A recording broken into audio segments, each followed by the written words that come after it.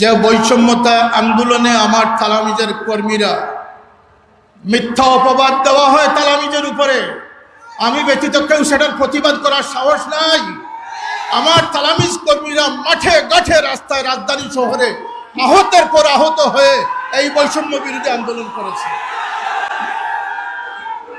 আজকে আমার তালামিজ কর্মীদের থামেন,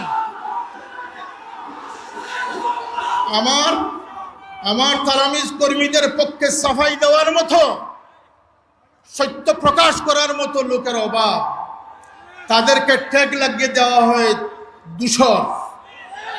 আমরা স্পষ্টভাবে বলতে চাই, আমাদের সংগঠন কোনো রাজনৈতিক দল নয় এবং স্থির সিদ্ধান্ত নিয়েছি আঞ্জুমানে আল ইসলাম কোনোদিন রাজনৈতিক দল হবে না।